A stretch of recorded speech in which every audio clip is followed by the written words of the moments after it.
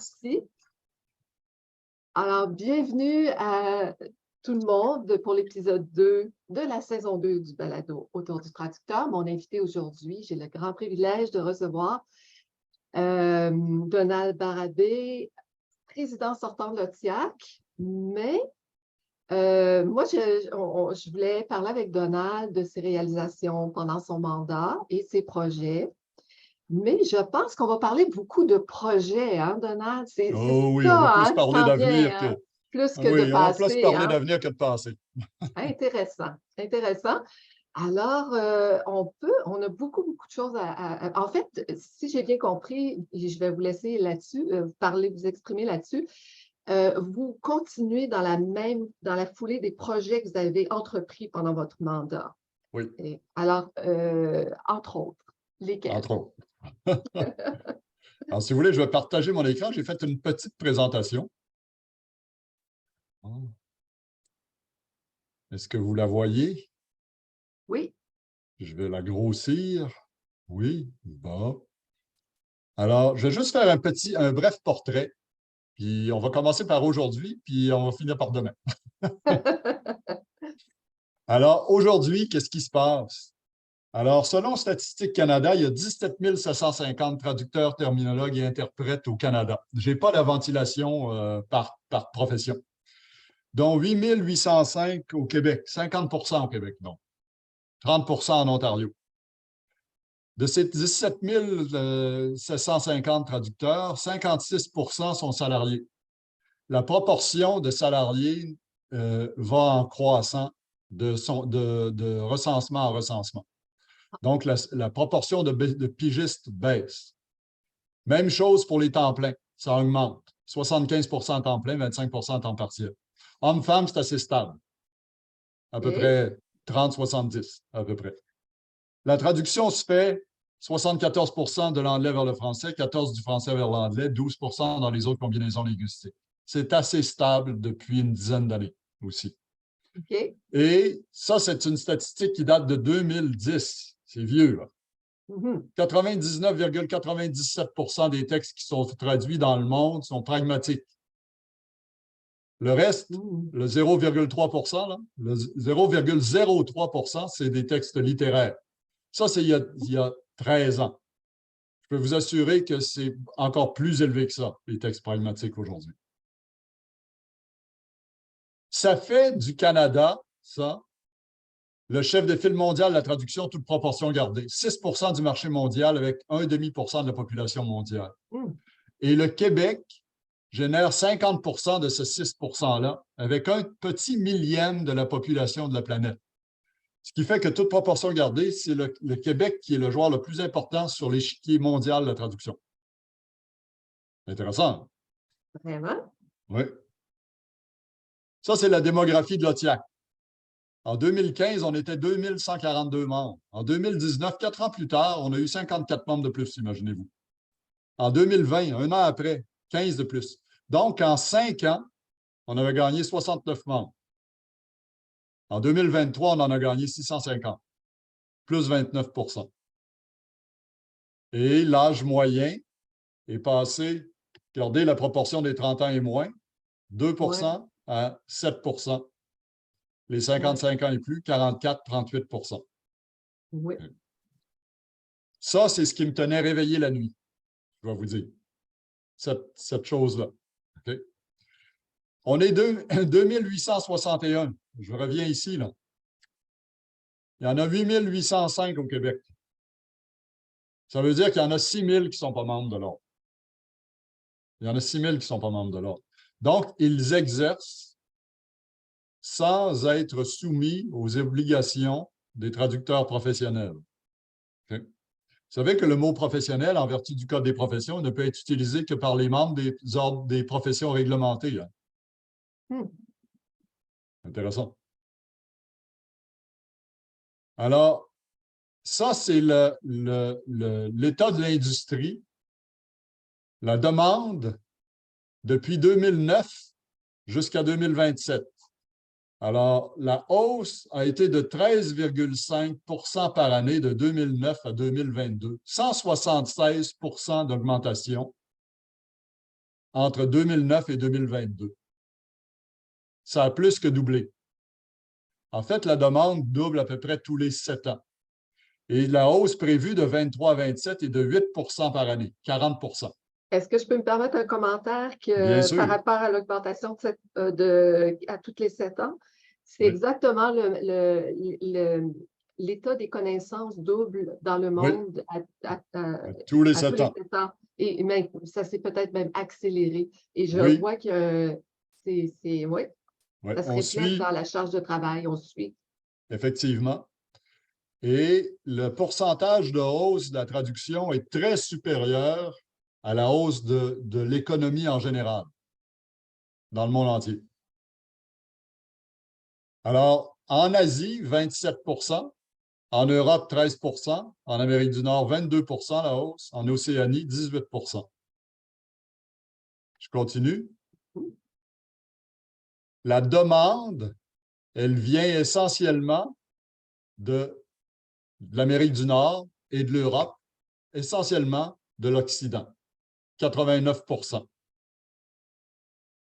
L'Asie, 10 Je peux vous dire qu'il y a 5 ou 6 ans, c'était 2 ou 3 Ça augmente à une vitesse incroyable.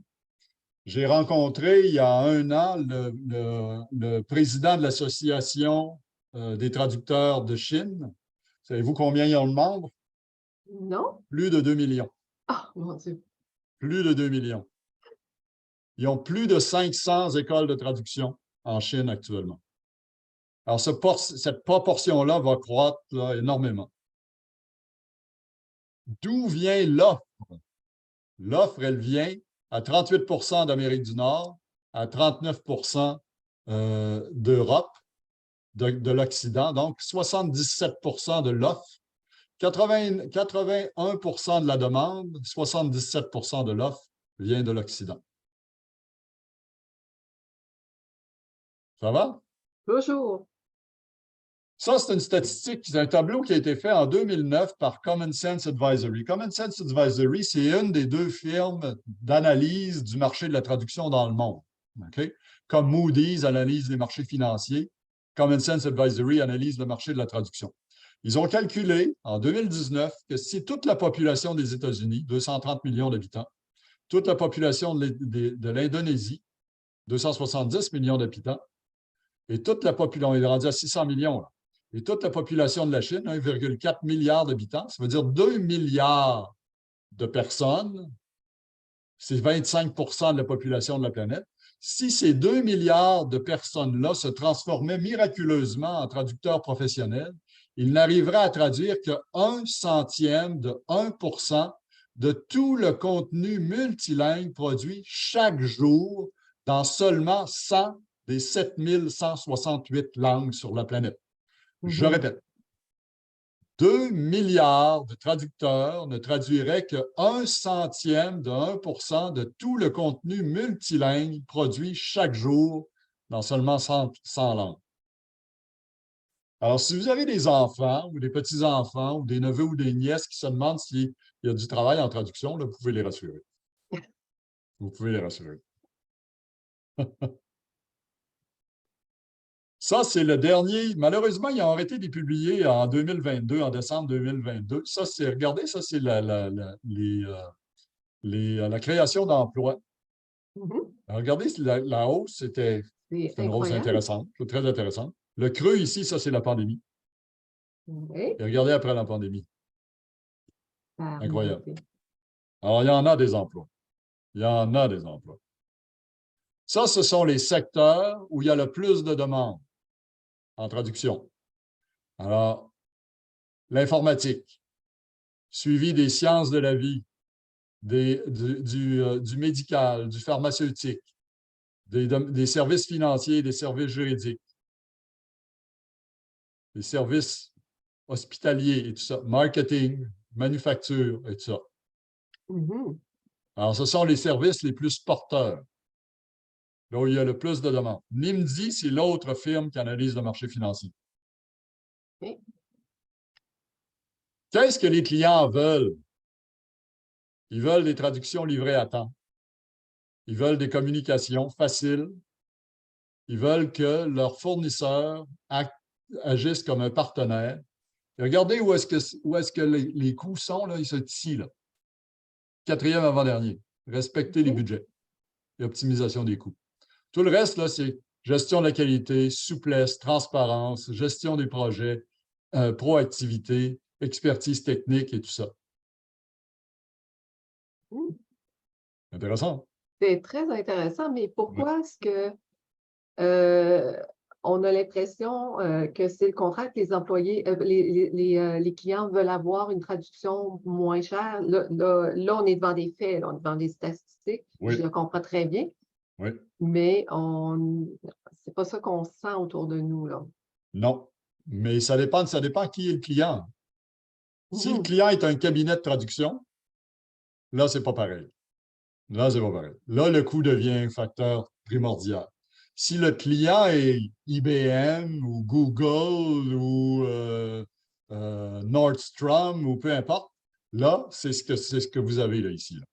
Ah, d'accord. OK.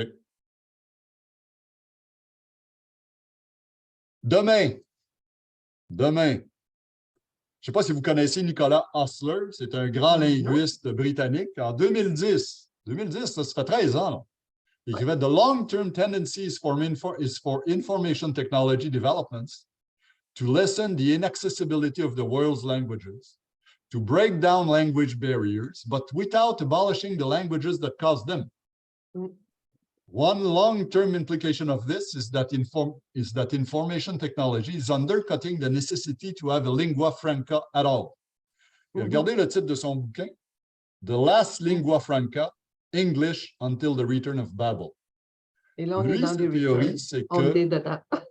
la technologie d'information dont il parle ici, là, qui va rendre caduque la nécessité d'avoir une lingua franca, c'est la traduction automatique.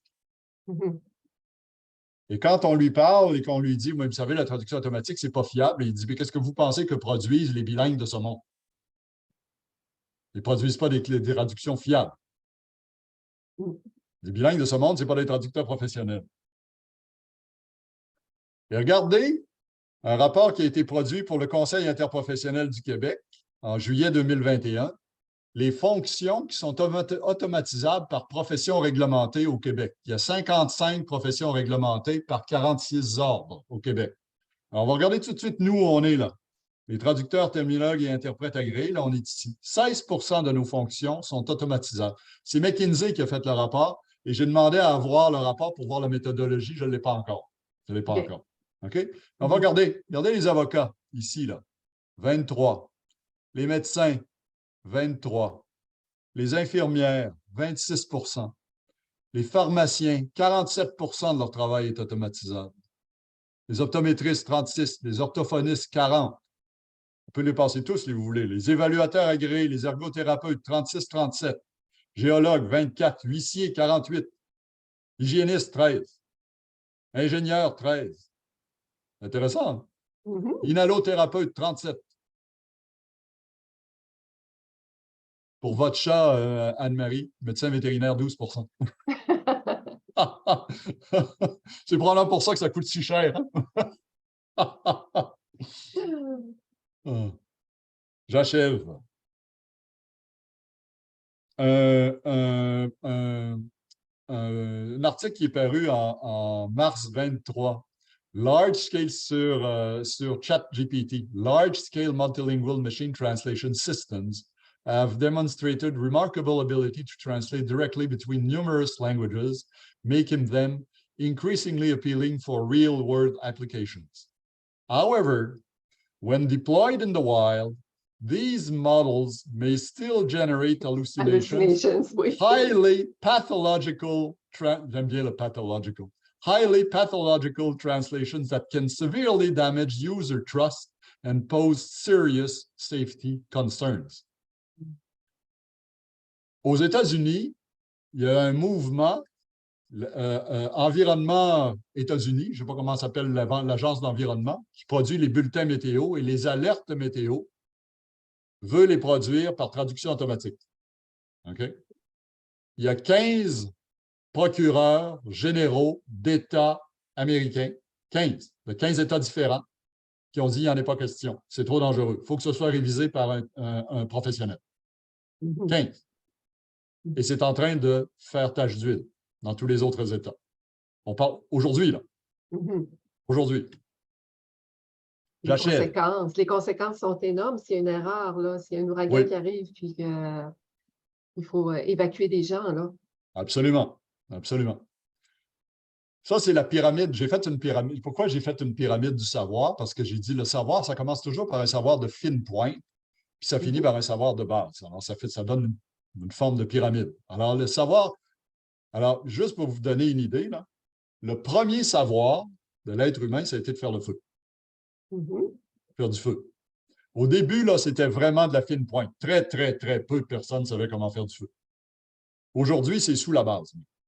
C'est vraiment là. Mais moi, pourquoi j'ai dit sous la base? Parce que je l'ai perdu. Moi, si j'étais perdu en forêt, je ne saurais pas comment faire du feu. Ah. À partir de rien. D'accord. OK. Alors, c'est vraiment tellement de base là, que c'est en bas de la base. C'est ça.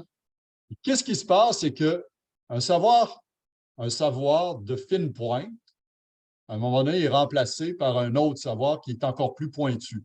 Alors, il passe de fine pointe à pointe. Ensuite de ça, il vient avancer, devient intermédiaire, il devient un savoir de base. Ce qu'on s'aperçoit, c'est que l'intelligence artificielle ici, là, elle s'occupe de ça ici. Avancée, intermédiaire et de base.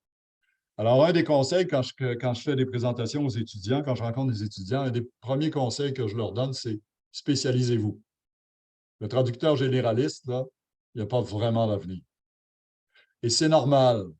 Si on a 2 milliards, si 2 milliards de traducteurs professionnels n'arrivaient qu'à traduire que 1/100 de 1% du contenu multilingue produit chaque jour, ça veut dire que la ressource professionnelle, elle est rare en traduction. C'est pas normal d'avoir une ressource professionnelle rare, puis de lui demander de traduire des notes d'ascenseur pour annoncer le prochain party de Noël de la compagnie. Okay? C'est pas normal.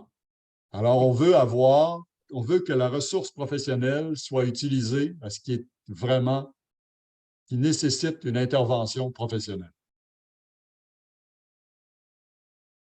Common Sense Advisory, moi, je les connais. Savez-vous quand est-ce que je les ai connus? Je les ai connus en 2003.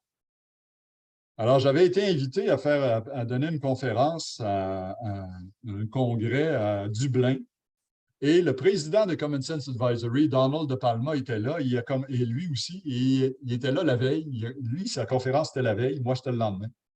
Et il a dit une chose. Il dit « Translators are at the bottom of the food chain. » Oh. J'ai été insulté, vous ne pouvez pas vous imaginer. J'ai tout changé ma conférence.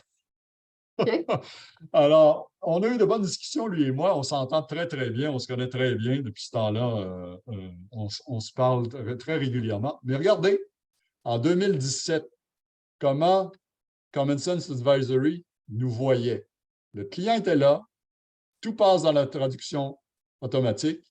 Puis là, à la fin, il y a un post-éditeur. 2017. Regardez 2020. Le client est encore là. Oh, là, il y a le traducteur. Il n'est plus post-éditeur, là. Il est traducteur. Puis là, c'est lui qui se sert de la traduction automatique. Intéressant. Oui. OK, là, je commence. 2020. Ouais. Regardez en 2021. Toujours le même common sense. Là. Toujours Don De Palma. Là. Regardez, là, le langagier est au centre de tout. Alors, on est passé de bottom of the food chain au centre de l'univers. OK. Wow. Quand même. Okay. Je dirais, une vingtaine d'années. Okay? Bottom of the food chain, c'est en 2003. Alors, je vais juste terminer sur le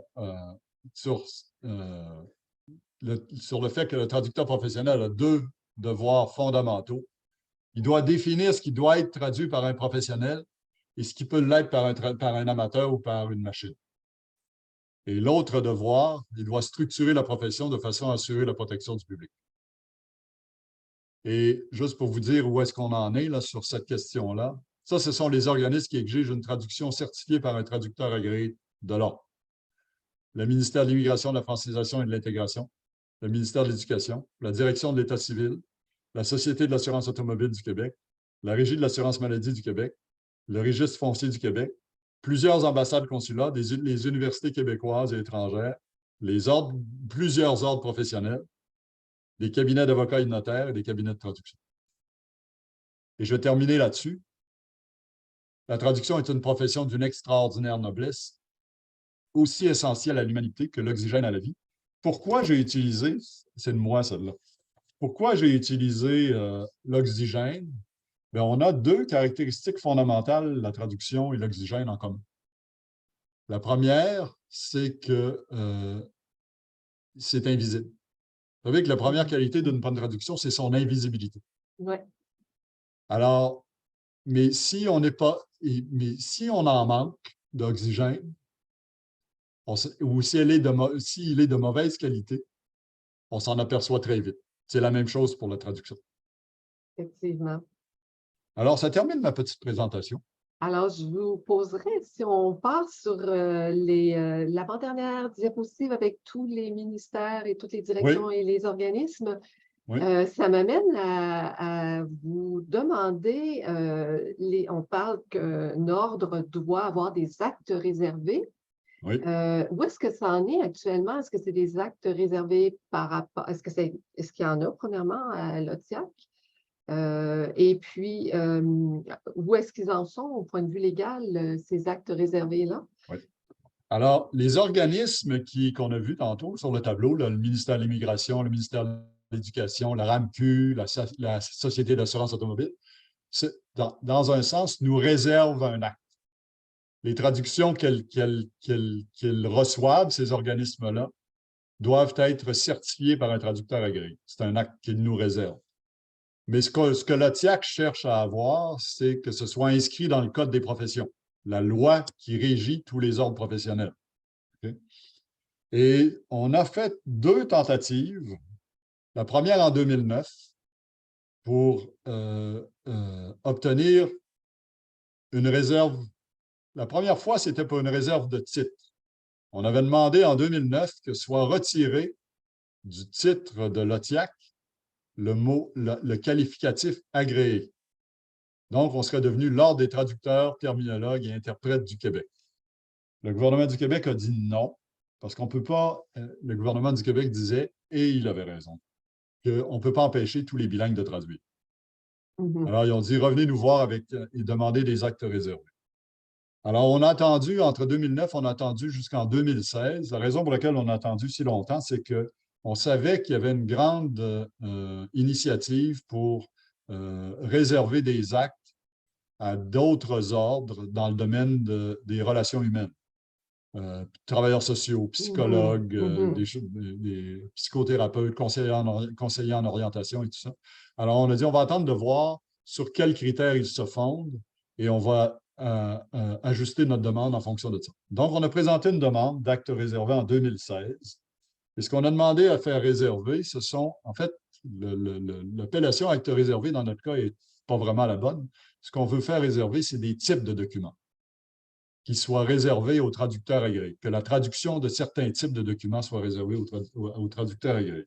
Le premier type de document, sur trois, il y en a trois, c'est les documents réglementés, c'est-à-dire les documents que seuls les membres des professions réglementées, on en a vu, il y en a 55, peuvent produire. Je vais vous donner quelques exemples. Seuls des psychiatres, donc membres du Collège des médecins, peuvent produire des rapports psychiatriques. Seuls les comptables professionnels agréés, donc membres de l'Ordre des comptables professionnels agréés, peuvent produire des rapports d'audit financier. Seuls les ingénieurs peuvent produire des plans et devis en ingénierie. Seuls les architectes peuvent produire des plans d'immeubles, ainsi de suite. Si ces documents-là, seuls les travailleurs sociaux et les psychologues, qui sont des deux professions à titre réservé, comme nous, peuvent produire des évaluations psychosociales dans les cas d'adoption, par exemple. Alors, si ces évaluations psychosociales-là, si ces rapports psychiatriques-là, ces rapports d'audit financier-là doivent être traduits, on l'a dit, ils devraient être traduits par les membres de la profession qui est aussi réglementée. Donc, des traducteurs agréés. Alors, ça, c'est le premier type de document. Le deuxième type de document, c'est les documents officiels. Les documents sur lesquels les autorités publiques et parapubliques se fondent pour prendre des décisions. Et on en a vu. Le ministère de l'Immigration exige que les traductions soient certifiées. L'éducation, État civil, RAMQ, SAC et tout ça. Alors, les documents officiels sur lesquels, donc, les autorités publiques et parapubliques se fondent pour prendre des décisions. Et ça inclut les décisions des tribunaux administratifs et judiciaires. Et le troisième type de document, c'est ce qu'on a appelé les documents préjudiciables, c'est-à-dire pour lesquels une traduction erronée est susceptible de créer un préjudice grave, irrémédiable ou difficilement rémédiable de nature physique, morale, financière ou matérielle. Et je donne toujours les deux mêmes exemples pour ça. Des instructions d'installation d'une chaîne de cinéma maison mal traduites, ça ne créera pas un préjudice grave ou irrémédiable. La maison ne brûlera pas et les habitants périront pas. Les instructions d'installation d'un siège d'auto pour enfants. Ah, ça, c'est pas pareil. Effectivement. Oui. Donc, on a présenté cette demande-là en 2016. Et croyez-le ou non, on n'a eu aucun son ni lumière de la part de l'Office des professions pendant 5 ans, jusqu'en 21. On a présenté des compléments d'information et tout ça, c'est incroyable. Aucun analyste ne nous a contactés. Et on est encore furax. En 2021, ils ont dit non, on ne voit pas la nécessité pour le moment. Okay. Alors, en 2021. En 2022, le gouvernement a décidé de modifier la Charte de la langue française et là-dedans, on a fait des recommandations quand on a comparu, le TIAC a comparu en commission parlementaire et on a recommandé que 3 types de documents, la traduction soit certifiée par des traducteurs agréés. Les actes de procédure, ce sont les mesures qui sont prises pour intenter une poursuite, pour instaurer une instance judiciaire, intenter une poursuite. Alors, les documents, s'ils doivent être traduits, ça devrait être traduit par un traducteur agréé. Ensuite de ça, les décisions des tribunaux. Et ensuite, encore, les documents, les instructions d'utilisation des produits qu'on utilise. Le gouvernement a dit non aux 2 derniers, mais a dit oui aux actes de procédure. Alors, c'est dans la loi. C'est dans la loi. La traduction doit être certifiée par un traducteur agréé. Le hic, c'est que quand la loi a été adoptée le 12 janvier 2022, le 13, elle était contestée devant les tribunaux. Et le tribunal, la Cour supérieure, a dit c'est tellement important que ce soit entendu sur le fond qu'on suspend l'application de cet article-là jusqu'à ce que la Cour soit entendue sur le fond. C'est ça? Oui. Donc, c'est suspendu. Donc, le tract réservé est suspendu. Alors, jusqu'à ce que ce soit entendu sur le fond. C'est censé être entendu sur le fond d'ici la fin de l'année civile, en 23, mais on verra. Et le TIAC a demandé à être entendu par la Cour supérieure là-dessus. Parce que quand ça a été entendu la première fois, pour que ça soit suspendu, il y a tellement de faussetés qui ont été dites sur le TIAC et sur le nombre de ses membres et sur la capacité de ses membres de faire le travail et tout ça, on a dit on veut être entendu. On veut absolument être entendu. Alors, on est là, sur les actes réservés. Moi, j'ai une question à vous poser par rapport au volume de travail que ça représente pour les membres de l'OTIAC. C'est essentiellement ces actes réservés-là, quand ils seront reconnus comme tels, ça sera surtout de la traduction vers l'anglais. Ça sera de la traduction vers l'anglais, mais les instructions d'installation, non, ce n'est pas de la traduction, c'est pas juste de la traduction vers l'anglais. C'est ça, j'essaie de voir, là. C'est quoi l'avantage parce qu'on sait, que, comme vous l'avez montré tout à l'heure, que la majorité, tiens, Hélène s'en vient, Anne-Marie, je viens de l'admettre, la majorité du travail qu'on fait, la majorité des traducteurs professionnels ici au Québec, ce sont des francophones qui traduisent vers leur langue maternelle le français. Mais ce qui va être reconnu, ça va être une charge de travail. Est-ce que vous avez une idée de ce qui va être traduit, à traduire vers le français? dans cette charge de travail-là qui va être reconnue? On pense que les instructions Oui, d'utilisation, les modes c'est ça. d'emploi, juste ça, on pense que c'est à peu près entre 7 et 10 de la charge de travail. OK. Ouais. Et Le lui, reste, c'est les deux autres, là, les documents réglementés et les documents officiels, là, OK. y compris les actes de procédure, c'est à peu près 2-3 de la charge de travail de ce qui se fait au Québec. Parce que nous, on va chercher notre charge de travail au Bureau de la traduction, souvent à Ottawa, dans l'ouest du Canada. Donc, eux, ils n'ont pas les mêmes exigences d'actes réservés. Non. C'est ça un petit Non. peu, là. Puis, est-ce qu'il y a une tendance? Est-ce qu'eux, un jour, vont s'ouvrir à cette logique-là d'avoir des actes réservés, l'ATIO et puis l'Association des traducteurs en Colombie-Britannique? Je pense que oui. Je pense que il s'agit qu'un seul d'entre nous, que ce soit l'ATIO ou nous, ou la STIBIC en Colombie-Britannique ou la CTINB au Nouveau-Brunswick, le premier qui l'obtiendra, ça va faire école. OK. Et ça va faire tache d'huile. D'accord. Donc, on va être les précurseurs. Oui. OK. Alors, juste pour vous donner une idée, il y a 46 ordres professionnels au Québec. 26 sont à exercice exclusif. Collège des médecins, ordre des ingénieurs, comptables professionnels agréés et tout ça. 20 sont à titre réservé. Ordre des travailleurs sociaux, ordre des psychologues, ordre des hygiénistes et tout ça. Sur les 20, quand ils ont été créés, aucun avait des actes réservés. Maintenant, 15 sur 20 en ont. Okay. On est 5 à ne pas en avoir. Okay? Donc, la Il y a tendance est les en train administrateurs agréés, les évaluateurs agréés, les huissiers, les conseillers en ressources humaines et nous. Okay? Alors, c'est juste une question de temps. C'est juste une question de temps.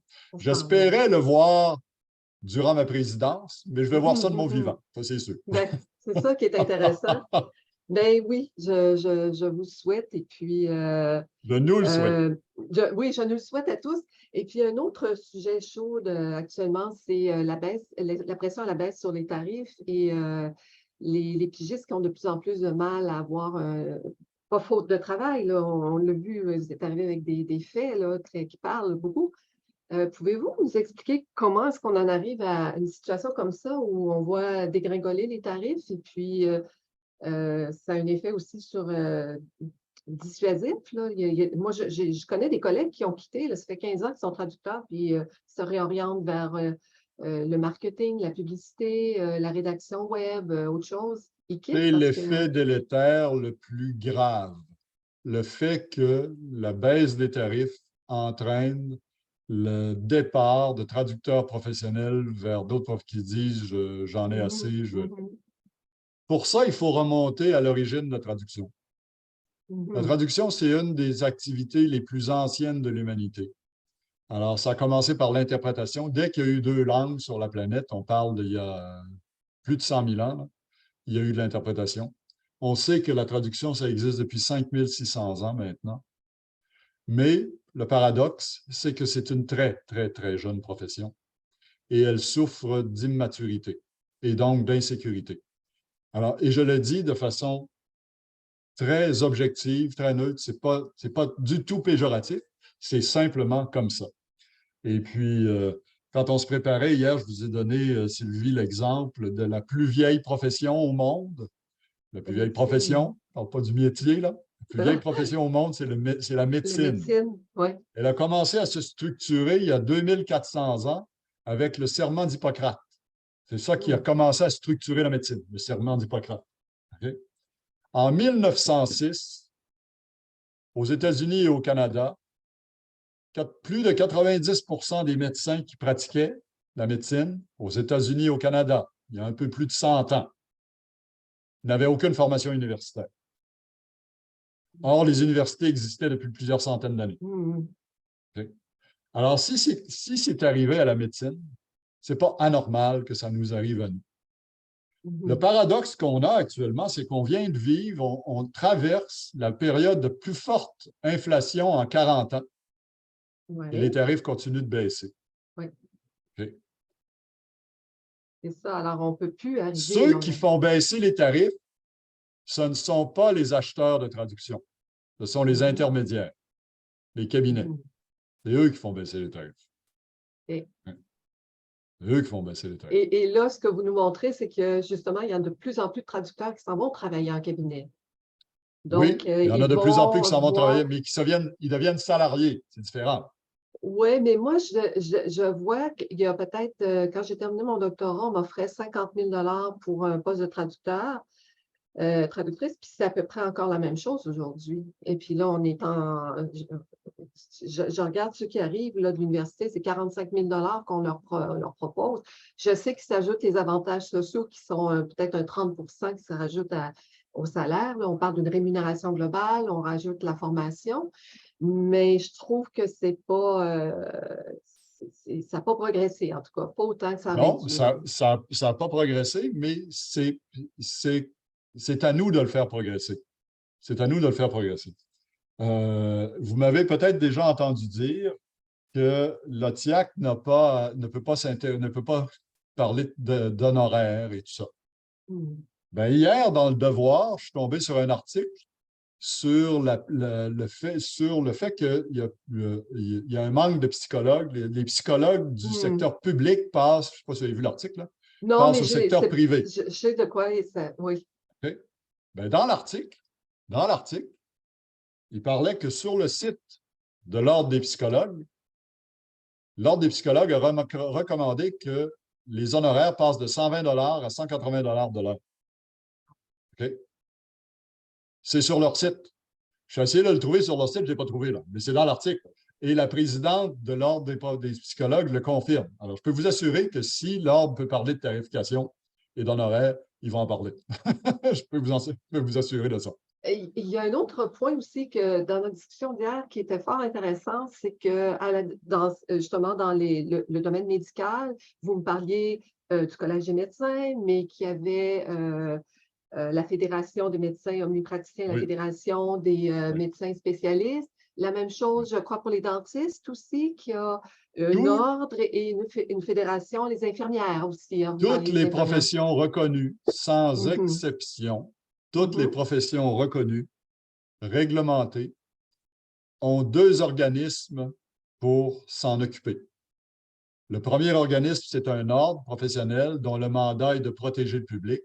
Le deuxième, c'est un syndicat qui prend la forme, qui ne s'appelle pas comme ça, mais qui s'appelle Fédération des médecins spécialistes, Fédération des infirmières du Québec. Ça, ce sont des syndicats dont le mandat, c'est de veiller aux intérêts de leurs membres.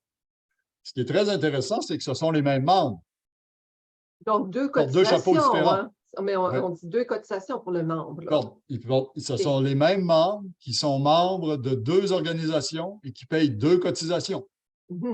Alors, un exemple de ça, un exemple très patent de ça, lorsque le ministre Barrette de la Santé, dans le précédent gouvernement, a décidé qu'il fallait, pour désengorger le système de santé, déléguer des actes médicaux aux pharmaciens. Alors, il s'est assis avec l'Ordre des pharmaciens et avec le Collège des médecins pour déterminer quels seraient les actes médicaux qui seraient délégués aux pharmaciens. Lorsqu'il est venu le moment de négocier les honoraires des pharmaciens pour ça, il s'est assis, pas avec l'Ordre, avec l'Association des pharmaciens propriétaires. Nous, on n'a pas d'association de pharmaciens de traducteurs propriétaires. Ce serait fort. Comment est-ce que il faut présenter une demande devant la loi, j'imagine, pour créer une fédération ou une association? Non, absolument pas. Non? On crée ça comme on veut. OK. Alors, je vais vous donner un exemple. L'ELIA en est une, dans un sens. L'association qui s'appelle maintenant... l'ELIA, oui. Mais elle n'est pas très accessible aux traducteurs. C'est non. C'est plus les propriétaires de gros cabinets. Là. Ouais. Exactement. La raison pour laquelle c'est comme ça, je reviens à ce que j'ai dit tout à l'heure, c'est une très vieille activité, mais une très jeune profession. Ouais. Et on est là vraiment on est des jeunes ados, là, Oui. pubères, puis même peut-être prépubères. Alors, on ne sait pas exactement comment se comporter. On a Mhm. intérêt à se comparer, à aller voir comment les autres ont fait. On a grand intérêt à aller voir comment les autres ont Comme fait. des adolescents font, on se tient, on va voir nos amis, puis on apprend en Oui, observant. oui, mais il faut Oui. surtout aller voir les adultes. Comment les adultes Mhm. fonctionnent. Puis Mhm. pourquoi les adultes fonctionnent. Et comment ils fonctionnaient avant. Qu'est-ce qu'ils ont fait pour se rendre là? Et nous, alors, il faut faire les mêmes étapes, exactement les mêmes étapes. Alors, on a franchi, nous, ce qui est extraordinaire, c'est qu'on en a une des deux organisations. On a un ordre. On Oui. est à peu près les seuls au monde à avoir ça, là. Et c'est la plus difficile à avoir. Le reste, c'est facile, là. C'est à nous de s'organiser, là. OK. Oui. Pour créer, écoutez, si on veut créer la Fédération des traducteurs professionnels du Québec, Mhm. nous trois, là, on peut faire ça Mhm. demain matin. OK. Après ça, il faut convaincre les autres. C'est ça, la OK. difficulté, c'est de convaincre. Mais on peut créer ça demain matin, nous trois, nous quatre avec OK. Mme Potvin. Bon, je pense ça. Alors, ben, Anne-Marie on a qui est des là. embryons de ça. Alors, Est-ce l'Elia est un embryon de ça. est-ce que c'est votre projet futur? Vous deviez parler de vos projets, puis il reste Ah, 10 minutes non, je veux parler d'avenir en général. de projet. On a l'Association des conseils en gestion linguistique, la CGL. C'est un embryon de ça aussi. C'est un embryon de ça. On a des embryons, mais on n'a pas une fédération, par exemple, comme la Fédération des infirmières ou la Fédération des omnipraticiens et tout ça. Alors, ça nous prend ça. Mais imaginez, actuellement, on a 2800 membres, je vais arrondir, puis il y a 8800 traducteurs au Québec. Il nous en manque 6000. Et les Mhm. 6000, quand on leur dit pourquoi vous ne devez pas me rendre de l'ordre, pourquoi je paierais 600-700 $ par année, ça me donne quoi?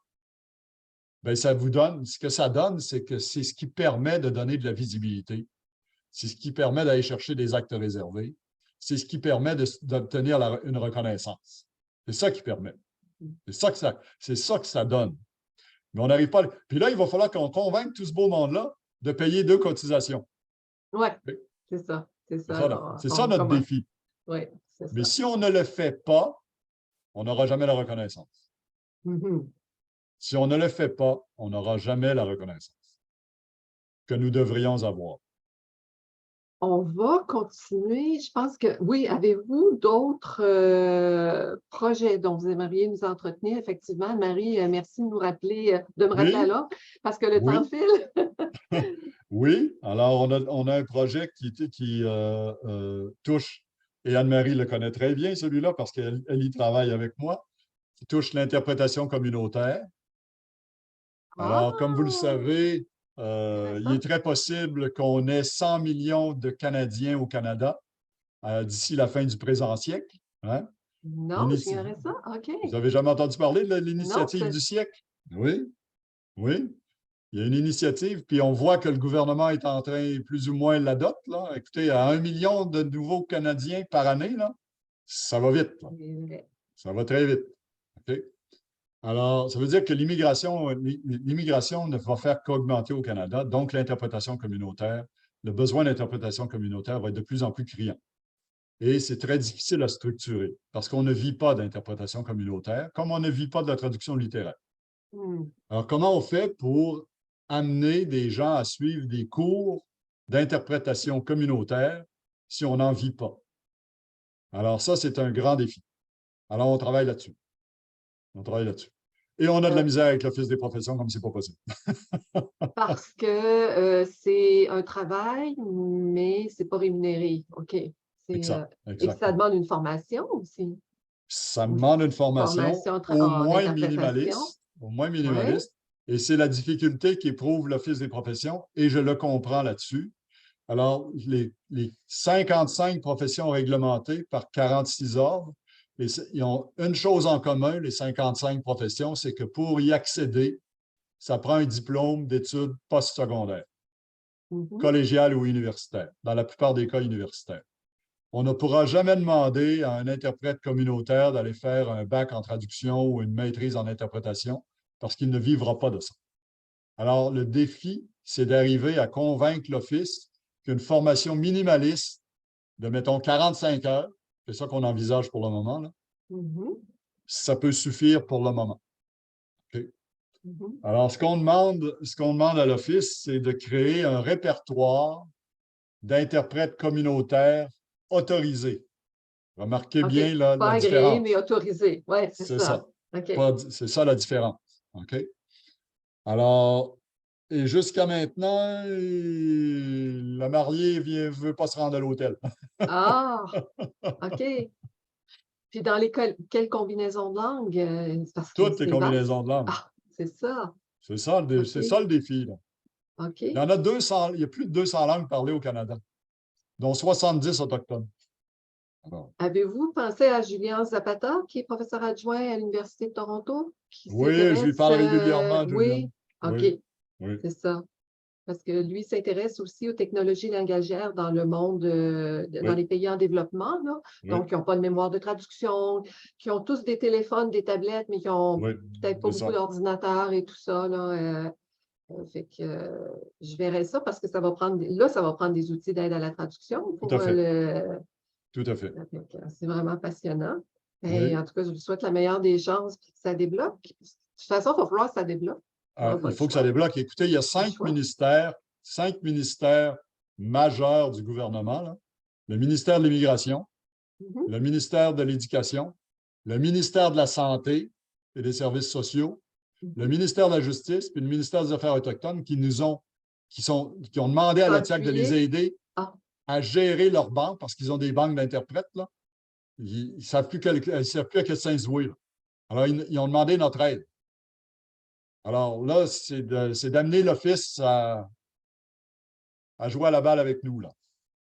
On et va y là, arriver. l'Office, L'Office des professions. elle est réticente parce que justement, Oui, c'est pas un statut de OK, c'est ça. OK, puis des actes réservés et toute la patente, là. On Oui, va y oui, oui, je arriver. On comprends. va y arriver. On va y arriver. OK? Et le dernier, Oui. un autre projet qui est très intéressant. Anne-Marie, vous ne le connaissez pas, celui-là, pas vraiment. J'en ai parlé un peu à l'Assemblée générale, mais Mhm. c'est la science en français. Un des gros enjeux dans le monde, c'est que toute la pensée scientifique maintenant se fait dans la lingua franca du monde, en anglais. Mhm. Et là, la communauté scientifique commence à réaliser que quand on se met à penser dans une langue, on pense dans cette langue-là et on ne pense plus dans Exactement. l'autre. Okay? Alors là, il y a tout un mouvement pour ramener un multilinguisme dans la La rédaction communauté. et la publication Et des articles scientifiques. au 20e siècle, au début du 20e siècle, c'était courant des grands scientifiques qui publiaient en allemand, d'autres Oui, dans des oui, langues slaves, et ce oui, n'était pas un problème. Puis après ça, oui. c'est après la Deuxième Guerre mondiale, je pense que Oui. c'était. Alors, j'ai rencontré la scientifique en chef du Canada. J'ai rencontré le scientifique en chef du Québec. Et on a proposé d'ajouter vous savez, le nerf de la guerre dans la recherche, c'est l'argent. Oui. Et comment les chercheurs fonctionnent? Bien, ils obtiennent des subventions. Alors, on a proposé d'ajouter un volet traduction dans les subventions. Alors, Sylvie, vous obtenez une subvention de 100 000 mais on vous donne 105 000 pour faire traduire et réviser professionnellement par un professionnel. Ah, OK? c'est bien. Ça, c'est une bonne idée. Après avoir rencontré les deux scientifiques, on a rencontré une directrice d'un des plus grands fonds de recherche au Québec en sciences sociales, en sciences humaines et sociales, Louise Poisson. Et elle nous a suggéré autre chose. Elle a dit, écoutez, ça m'embête, votre subvention. Mais elle a dit, ce qui a fonctionné, pour inciter les scientifiques canadiens à publier à l'international, on leur a donné une prime à l'internationalisation de leurs articles. Et ça a tellement fonctionné qu'on ne la donne plus maintenant, on n'a plus besoin de la donner. Alors, ils vont à l'international. Alors, elle Ça dit, veut dire pourquoi vous ne aller dans les changez pas revues. votre OK? subvention à la traduction en prime à la traduction? Et on parle de ça maintenant, et il y a de l'intérêt. Il y a de l'intérêt. Alors, C'est-à-dire on a que. présenté ça aux scientifiques en chef. Et là, moi, j'avais demandé à rencontrer le ministre de la langue française. Ouais. Alors, ça va être Betty qui va le rencontrer. Mais j'ai rencontré le commissaire à la langue française, le nouveau commissaire à la langue française. Et lui s'intéresse énormément à la science en français. Et il a publié un rapport. Il veut publier un rapport. Il a demandé à l'OTIAC de le commenter sur la traduction automatique au cœur de la science en français. C'est le titre du document. Okay? Alors, pour lui, c'est la traduction automatique. Alors, on a commenté. Et puis, on va voir s'il va retenir nos commentaires. Et alors, on travaille là-dessus avec le gouvernement du Québec et le gouvernement du Canada. Et quand on les a rencontrés aussi, on a dit, il ne faut pas s'arrêter là. Vous savez que le Québec est à l'origine de la Convention de l'UNESCO sur la protection de la diversité culturelle. C'est le Québec qui est à l'origine de cette convention-là, avec le Canada. Le Québec l'a vendu au Canada et les deux l'ont vendu à l'ONU. Okay? Alors, tant qu'à faire, ce qu'il faut faire, c'est encourager tous les scientifiques du monde à écrire dans leur langue maternelle et leur garantir que leurs articles vont être traduits dans les 6 langues de l'ONU. Les 6 langues officielles de l'ONU. Okay. Alors, je devais avoir une rencontre hier matin avec la représentante du Canada auprès de l'UNESCO. Elle est obligée de reporter. Mais on va l'avoir, la rencontre. On va l'avoir, la rencontre. Alors, c'est ça les projets. Wow! Intéressant. Alors là, vous devenez, c'est quoi, vous évoluez toujours au sein de l'OTIAC, puis là, vous êtes représentant, c'est quoi votre nouveau statut? Depuis 2009, avant d'être président, depuis 2009, je suis responsable du comité sur la réserve d'actes. Et là, Betty me dit qu'elle me laisse le dossier des sciences. Alors, vous êtes responsable du dossier des sciences en français. Et le dossier d'interprétation communautaire aussi. OK. Alors, et il y a le dossier aussi du bureau de la traduction. Mais ça, le bureau de la traduction, ça... oui, qui est encore dans l'air du temps, mais ça fait un bout de temps, ça aussi. Là, oui. Ça s'en vient, ça aussi. Oui, ça va venir encore, ça aussi. Je vais voir ça de mon vivant. Oui, c'est ça. Parce que je ne peux pas vous poser de questions parce que vous allez être partie dans ce dossier-là, le TIAC. Ben, je vous remercie beaucoup, beaucoup, beaucoup. Écoutez, là, ça nous a appris plein de choses. Et puis, je vous souhaite la meilleure des chances dans les projets. Là, puis, on va vous suivre avec intérêt. Fait qu'on vous suit. Là, vous n'avez pas de page Facebook. Ça ne vous tenterait pas d'en faire une? Ah non. Comment on va vous suivre? Parce que là, vous annoncez ces projets-là. Comment on peut suivre l'évolution de ces projets-là, nous qui sommes... c'est un très bon point. Je pense que ça va valoir la peine qu'on fasse des blogs et qu'on mette des articles dans l'antenne et tout ça. Oui, absolument. Je pense que c'est ça. Hein? Oui, et puis, qu'on voit où ça en est, qui vous avez rencontré, qu'est-ce que ça donne, quelles sont les démarches que vous avez faites. Oui. On va vous suivre. Comptez sur nous. Comptez sur moi. Merci beaucoup. Merci beaucoup, merci de l'invitation. Merci Hélène, puis merci beaucoup Donald. Et puis, au revoir. Au revoir Hélène. Au revoir. On ne s'est pas vu Hélène. Au revoir Anne-Marie. À la prochaine.